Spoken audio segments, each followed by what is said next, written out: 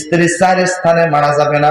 স্থানগুলো শুনে নেন: বুকে, পিঠে, মুখে, মাথায়। আবার বলছি, বুকে, পিঠে, মুখে, মাথায়। অর্থাৎ কোমরের উপরে মারা যাবে না, মারতে হবে কোমরের নিচে। রাসূল বলেন কোমরের নিচে মারবা আধা হাত লাঠি, মেসওয়াকের সমান লাঠি। লাঠিটা এইভাবে ধরবা, আস্তে আস্তে করে মারবা।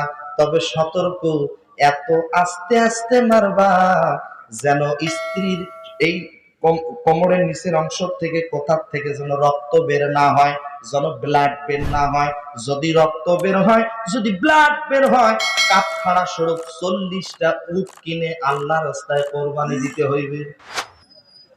সুবহানাল্লাহ। কম না? একটু জোরে কর, আরেকটু জোরে বলেন। এই যে মারতে হবে কিভাবে জানেন? এই যে,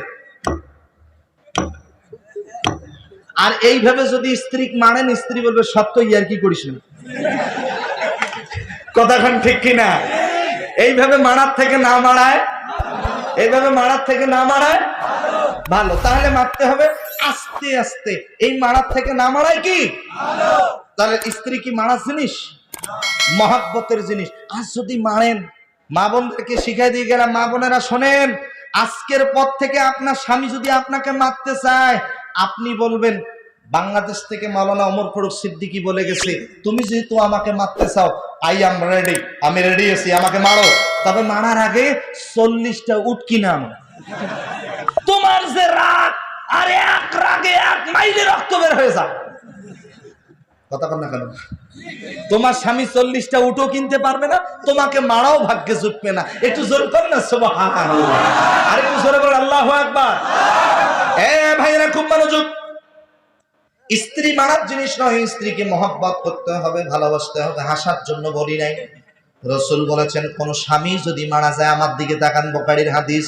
রাসূল বলেছেন কোন স্বামী যদি মারা যায়, স্ত্রী যদি তার জীবদ্দশায় আল্লাহ তাআলাকে ডেকে বলে, রব্বুল আলামিন, আমার স্বামীটা আমার কাছে ভালো ছিল, প্রিয় ছিল, আল্লাহর নবী বলেন ওই স্বামী হয়ে যায় আল্লাহ তাআলার জান্নাতি মেহমান।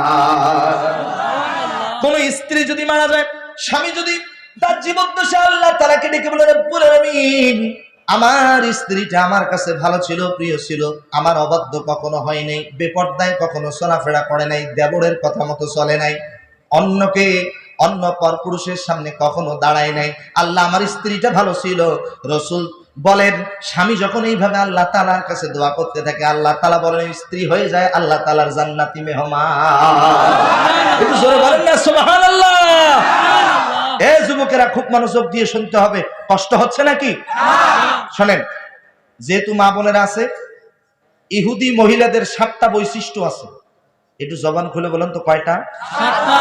এই 7টা বৈশিষ্ট্য যদি কারো মাঝে থাকে, তাহলে ওই মহিলা হবে জাহান্নামী। বলেন নাউজুবিল্লাহ। কয়টা বৈশিষ্ট্য? 7টা। ইহুদি মহিলাদের বৈশিষ্ট্য কয়টা? 7টা। এরপরে নেককার স্ত্রী যদি হতে চান, 4টা গুণ অর্জন করতে হবে। কয়টা গুণ? 4টে।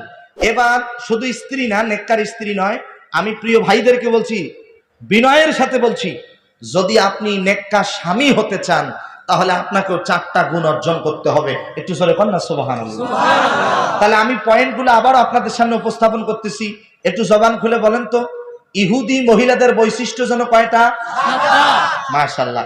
এবার বলেন তো, নেককার স্ত্রী হতে গেলে কয়টা গুণ অর্জন করতে হবে? নেককার স্বামী হতে গেলে কয়টা গুণ? 4টে। সর্বশেষ আপনাদেরকে একটা নসিহা করব। সন্তানের প্রতি মা বাবার 14টি অধিকার আছে। জোরে বলেন তো কয়টা? 14টি।